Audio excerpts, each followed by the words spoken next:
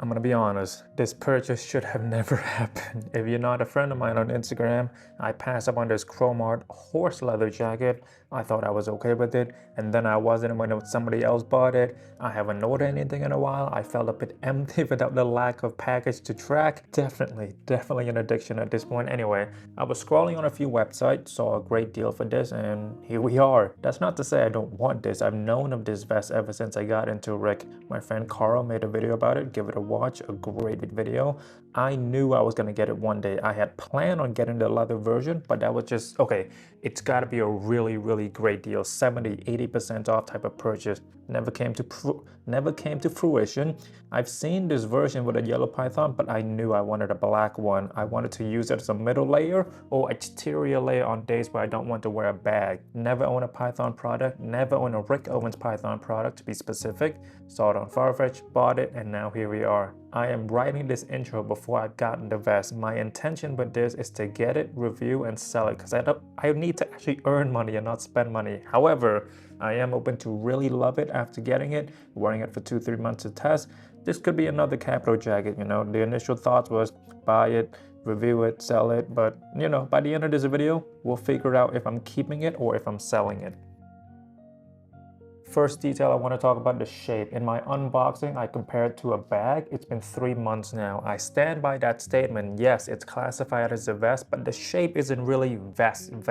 A deconstructed vest, yes. Rick took out all of the fuss and kept the essence of a vest. Let's put it side by side to some of my other vests to drive this point across further. When you lay the vest down, you see this very pleasing footage. It's a bit like 2 question marks connected. You can kind of see the letter Y on the top, on the back. You can kind of see a heart here, maybe a little bit. When you lay the back out flat like this, it looks a bit like those 2 eyes. I don't know if it was intentional. I also tried to find out the inspiration of this, but couldn't. So if you're from the Rick Owens team or know the reference of this Rick Owens piece, please comment down below. I cannot speak.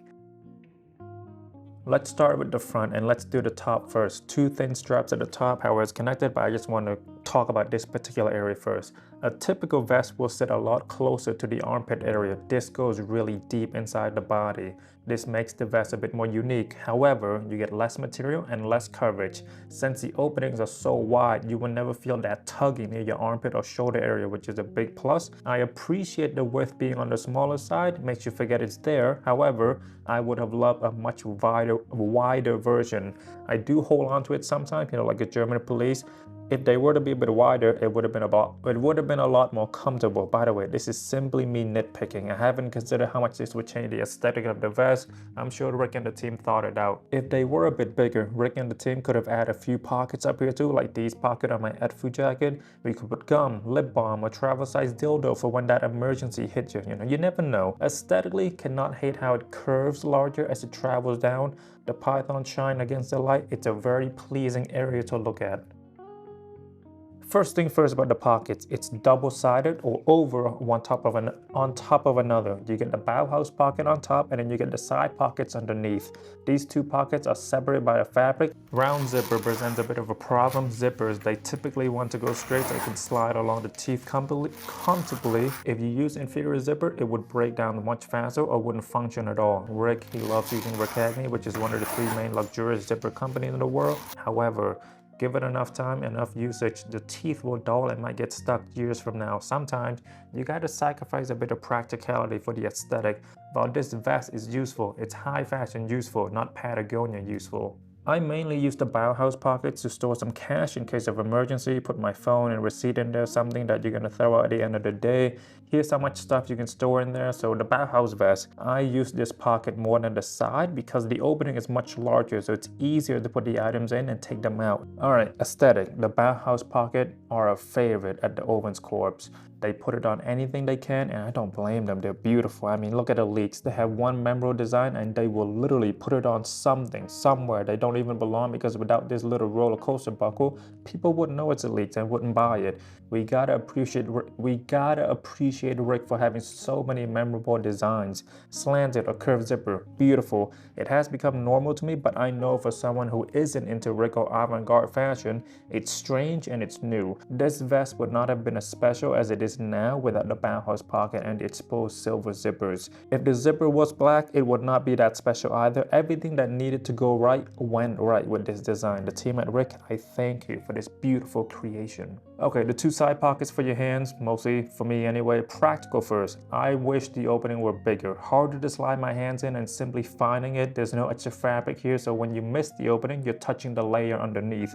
The zipper should have run all the way down to here. The placement of the side pockets or the placement of the vest on the body, it sits a bit too far from the middle for me. Let's look at this footage together. Do you see how much more comfortable it is when the pockets are closer to the middle? You can't hang your hands in the vest for too long because it gets tiring. It's not a normal resting place for your arms. This could be on me for getting a size smaller. Maybe if I got a size 50, it would sit more in the middle, but I don't think so. What you can do though, you can alleviate this problem by sitting the vest a bit more forward, but it would solve the problem temporarily, but not permanently. They did something to the area near the zipper where it feels heavy, so it's a bit easier to zip up and down. This can be a combination of the great Makasy zippers and a bit of padding or something I can't even fathom yet because I never made an item. The extra attention to detail is immaculate. Look at this example on the Hickoryville jacket. There's no integrity near the zipper, so it's a struggle to zip it up. The nylon lacks integrity, the down lacks integrity. I'm glad this is constructed the way it did. The overall integrity of the vest is on the flimsy side, so the fact that it's so easy to slide the zipper open and close, it's special. You would not have got this detail from inferior brands such as Michael Kors, CCP, or Acne Studio. Despite the few minor flaws, I love the front of this vest so much. It makes the vest so much more enjoyable to look at. Oh, also you get these two small holes for airflow. Help a bit, not a lot, but enough, you know. The silver color also makes it a bit more interesting. If you ever layer from a practical aspect, it should be under your outerwear, but since the design is so interesting, it makes you want to put it on the exterior, even when it doesn't quite make sense. Surprisingly, my girl really likes the shape. She hates that it's python. I live in a house full of vegan. It's a very tough lifestyle right now.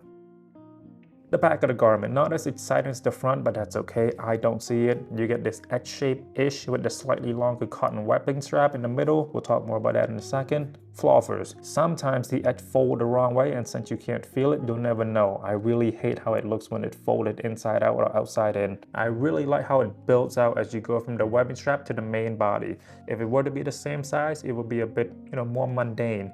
I really like the extra reinforcement on the edges. I believe there's calf leather underneath on top of the TE before they stitch the python on. The stitches are amazing as usual. You get a few uneven or bad stitches, but not too much. They're also stitching so heavily that they will not fall apart as fast as your typical fast fashion brands such as Acne Studio, ALD, or Orchid. Now, my beef with this vest. You would think the wedding strap is there because it should provide a bit of a stretch if you ever put this on a larger outerwear, right? Nope, it is not stretchy at all. If it were stretchy, I see the purpose, but without it, it does nothing. We could have gotten more python here. Not elastic at all. It's been 3 months now since I've got it, and it still hasn't stretched out. An improvement I want from this vest, a form of mechanism in which we can make the vest shorter or longer. Could be clips, could be zipper, something, anything to make the vest a bit more functional. At the moment, the shape it is the shape it is. I would have loved if this was the same shape as the front. 1, we get more python. 2, you get more coverage on the back. I appreciate the minimal approach, but a prototypical shape of the vest would have been better. Rick recently released this new vest, and the back, it is so lovely. Zipper on the top for extra storage just to look a bit better, zipper at the bottom running. If I haven't said it, the back is so minimal you don't feel as though you're wearing anything. When I wear it over a jacket, I forget that it's there sometimes.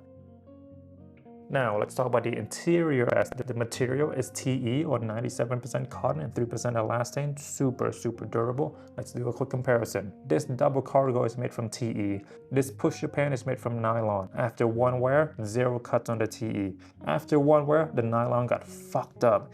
TE is more durable than nylon. Still, it doesn't feel as good as those materials, but I think Rick made the right choice here by going for the more practical material rather than aesthetic or feel. The TE is a bit more dry, so it gets caught more when you put it on. This is why a lot of garments have different sleeve material than the material of the interior. They're trying to make it easier for you to slide your hands in. Now, improvement. I would have loved pockets on the interior, so then we get 3 layers of pockets. It would not have hurt. I don't think, we like options on this channel, gentlemen. Obviously, when you stuff all 3 pockets, it would get puffy, but let's be real. we spent so much money on this vest, we wouldn't really use it for its full functionality, at least not me anyway. Richer dude will, actually not the best material. I would have loved horse leather as interior material, or calf. That would have made this garment a bit heavier, more durable, and more luxurious. So Rick Owens, please, horse, calf, something next time. I don't know how it would change the feel and look of the vest, but that's your job. Maybe I can take this to a place where they can sew calf leather on the interior of horse. An option that I can do, but we'll see. Maybe that video will come out next week. There weren't a lot of choices when it comes to python. I remember seeing these for sale, but I knew I wanted black. I really loved that I didn't compromise. I could have saved some money and time by getting the other less good looking colors. I want this vest to be the finishing touch to an outfit, and black works really well. It doesn't draw that much attention to itself, but it also asks the people around you to squint their eye to say, whoa, is that another garment on your jacket? And is that python? It has a scale, bro. If I were to get this in yellow, it's not the finishing touch, it's the attention. I am not that big of a fan of this vest when I'm sitting down. It's a bit longer than I would like them to be. I like that it spread itself out a bit when I sit down. I would have loved them to be more structured, however. A bit like this Edfu jacket if I could. When I put this vest over a jacket or something, it doesn't even feel like it's there, so it doesn't affect me when I eat. When I only wear this vest over a t-shirt, however, it flips and moves about, so I'm alert about not getting the vest dirty, because there's not a lot of places that will clean python. It's a bit more costly than regular leather. I also know I shouldn't get water on it, so I'm even more cautious. My wife and I, we're too poor to buy a car right now. Gas in Germany is expensive. We prefer riding our bike, and I walk my girl Bonnie a lot, and I wore this vest because I can put her poop back in the pockets.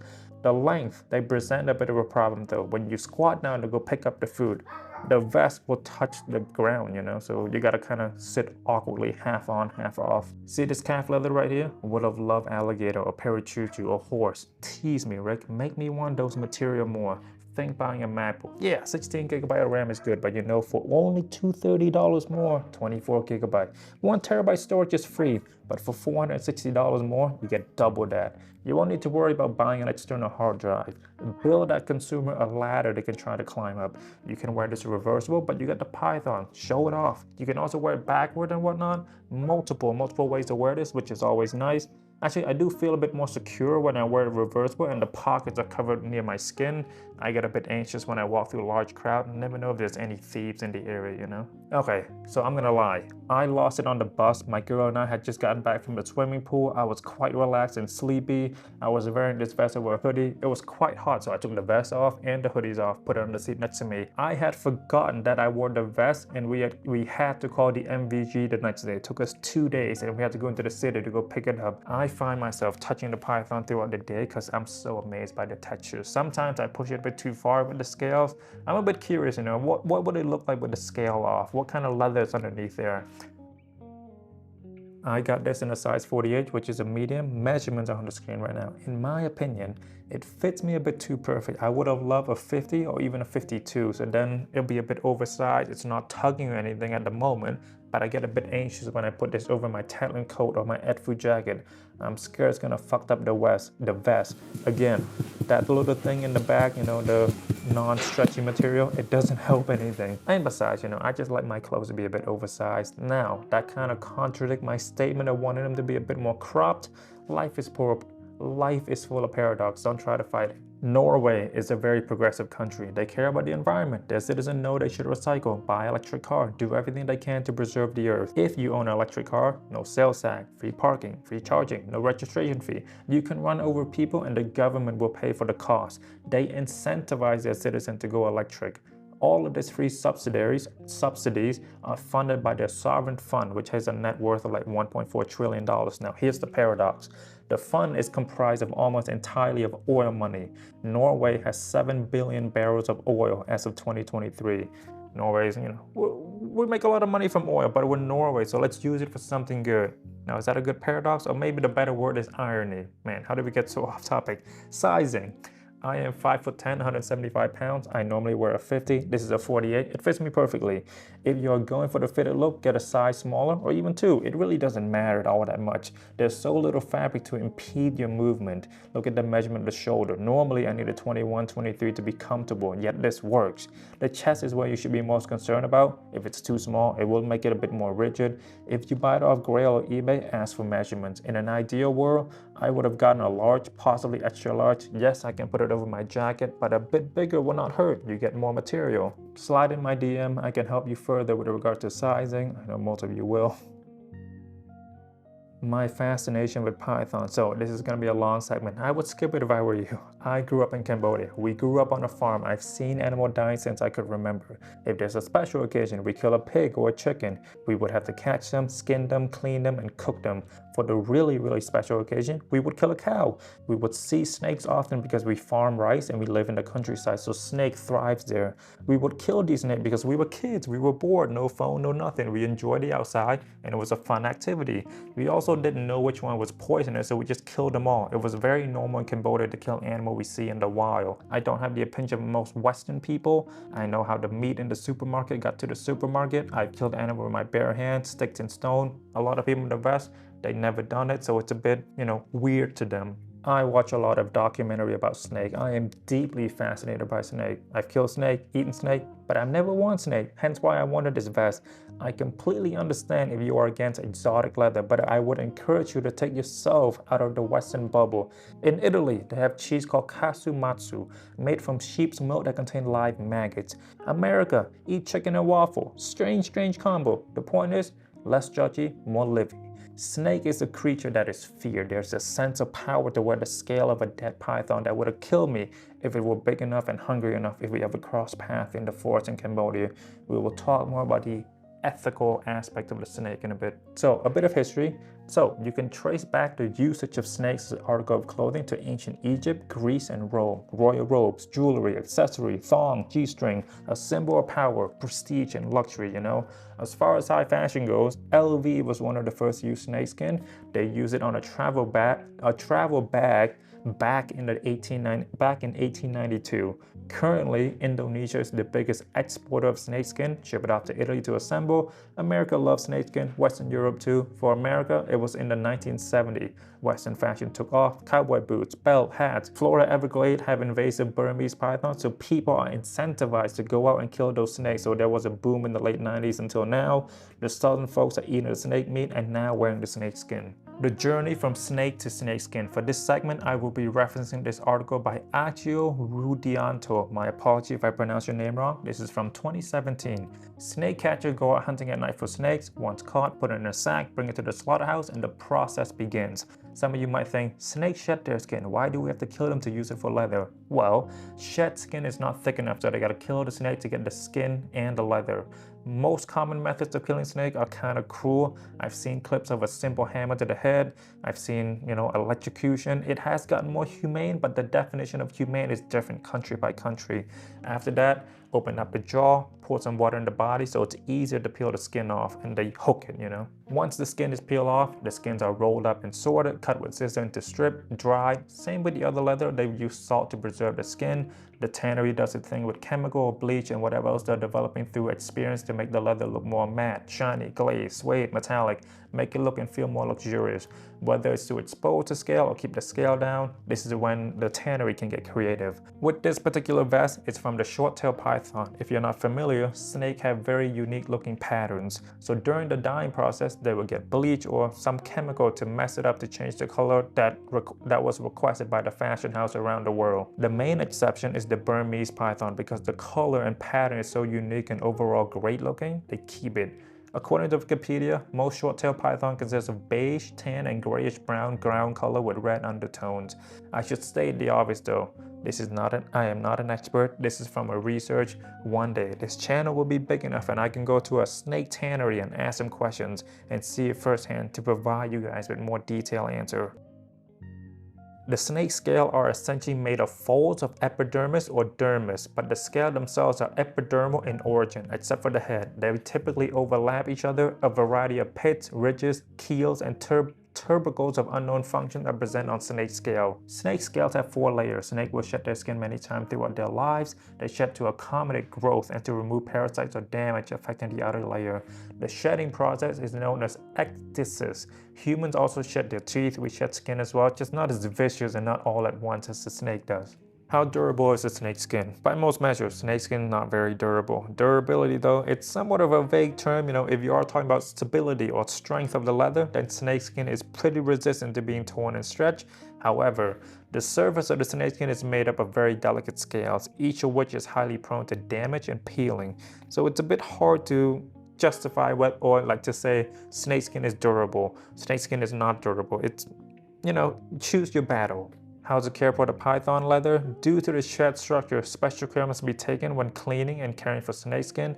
The sheds often roll and lift up with time and cannot be glued back down. However, improper handling can worsen this effect.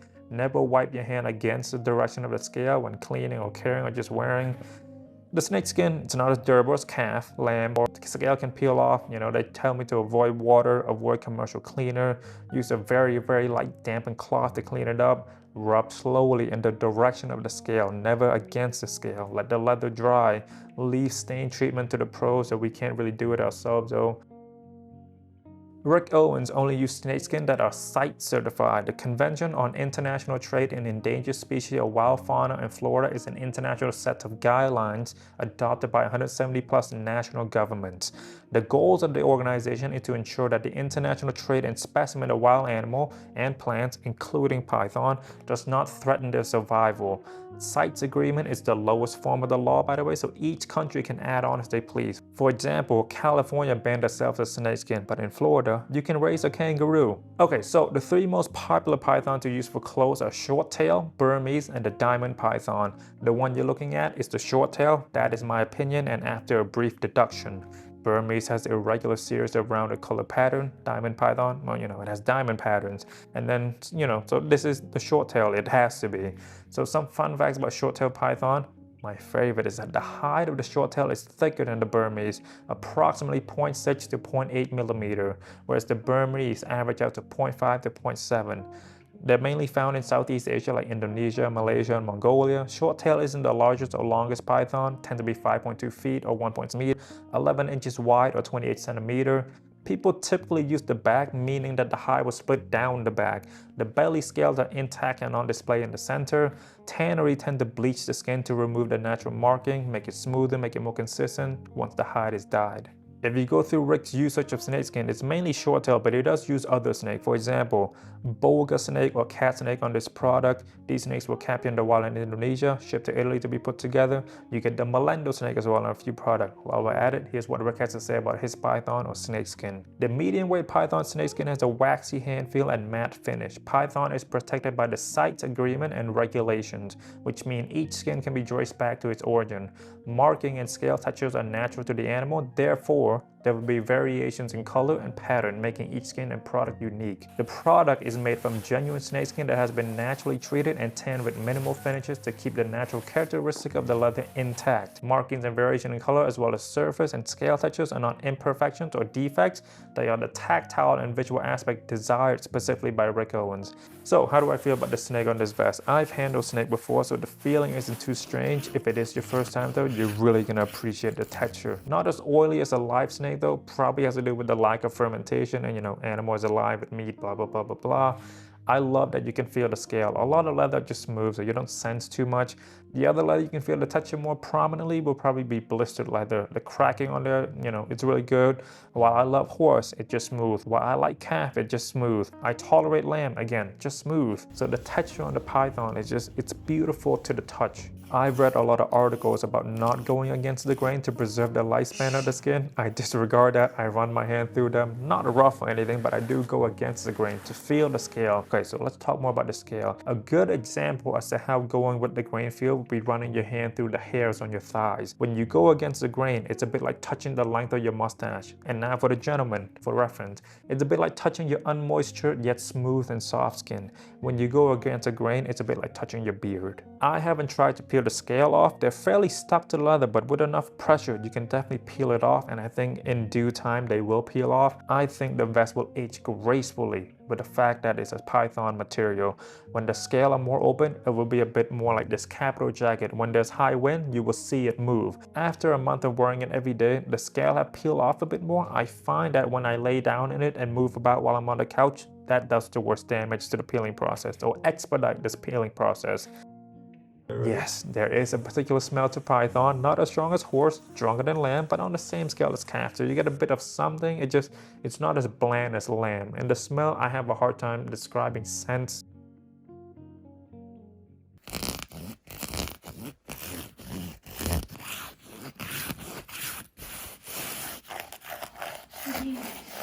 As you can see, the pattern is fairly uniform. That is mainly because of the pattern of the short tail. You get small and then one big and then back to small. I think I would have liked it more if it were a bit more random. I know short tail isn't the biggest, so Rick had to stitch multiple skin together. I appreciate that Rick tried to match the small scale, the big scale with the multiple skin. A lesser company would have said, yeah, who cares? Who cares about symmetry? Just put the two skin that's already next to each other in the pack we bought.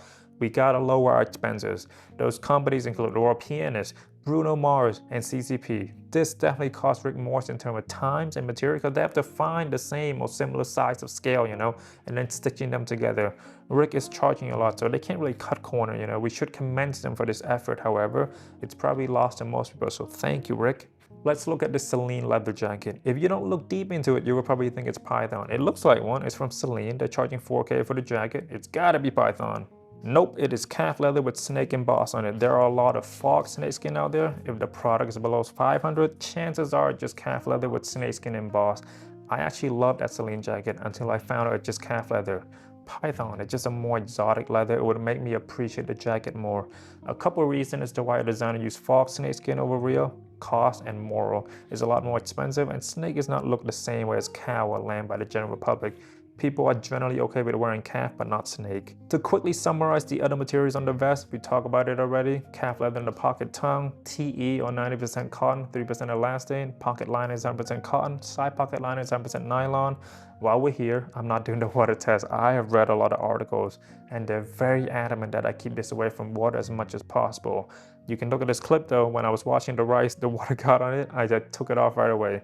The fermentation of the skin has made them extra sensitive to liquid, so try not to jerk off in these even if it's the best you've ever had. Don't do it. Anyway, the python is stitched onto the TE material. The python alone is quite thin. It would not have been able to keep the integrity of the garment by itself. Again, this is from short tail python.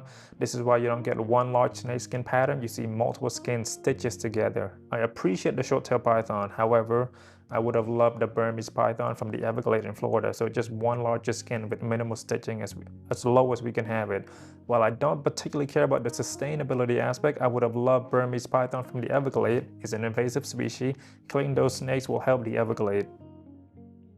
I believe retail for these were $3,000 to $4,000. Rick Owens leather, exotic leather such as Pararuchu, python, crocodile, and many more can be really pricey. I remember seeing the yellow vest for like 4K, I think. I don't even remember seeing this black version on Rick.eu, so rough estimate 3 to 4K. If you know the actual number, please let me know. Obviously, it's not worth it. Yes, python is expensive, but it's not that expensive. But then again, we gotta remember that we're paying for the craftsmanship of this vest as well as the material. Think taking your car to get it fixed. What I was taught was, if the parts cost $200, chances are they will charge you $200 to do the repair.